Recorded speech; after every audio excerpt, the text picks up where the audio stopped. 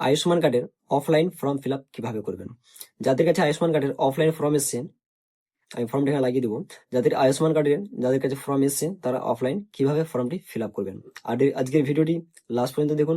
আমরা ভিডিওর মাধ্যমে স্টেপ বাই স্টেপ বলে দেবো আপনারা কিভাবে ফর্মটি ফিল আপ করবেন। আয়ুষ্মান কার্ডের অনেকের কাছে ফর্ম আসছে। ফার্স্ট আপনাকে এখানে ডেট দিয়ে দিতে হবে। আপনি যে ডেটে ফর্মটি ফিল আপ করছেন ফার্স্ট এখানে দিয়ে দেবেন ডেট। তারপরে আছে বেসিক বেনিফিশিয়ারি ডিটেলস, যার নামে ফর্মটি ফিল আপ হবে তার ডিটেলস লাগবে। এখানে একটা ফর্মে কিন্তু একজনেরই ডিটেলস ফিল আপ হবে। ফার্স্ট আপনাকে আধার নাম্বার দিয়ে দিতে হবে। এই ঘরে আপনি আধার নাম্বার দিয়ে দিবেন। অ্যাপ্লিকেশন নেমটা আধার অনুযায়ী আশা করছি দিবেন।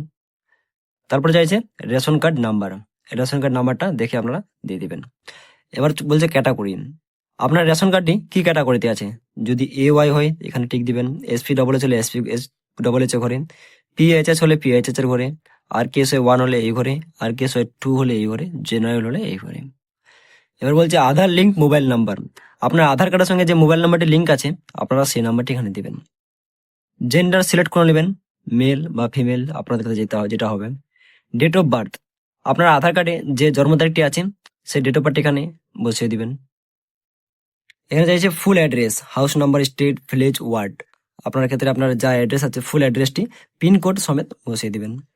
তারপরে ডিস্ট্রিক্ট, ব্লক, গ্রাম পঞ্চায়েত, ফ্যামিলি হেড নেম, আপনার ফ্যামিলির মধ্যে যে হেড আছে তার এখানে নাম বসাই দিবেন।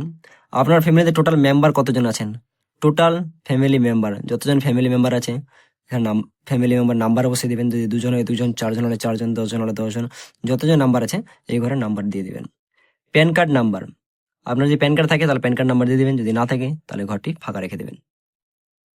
তারপরে বলেছে এপিক নাম্বার বলতে আপনার ভোটার কার্ডের যে নাম্বারটি সেই নাম্বারটি দিয়ে দিবেন।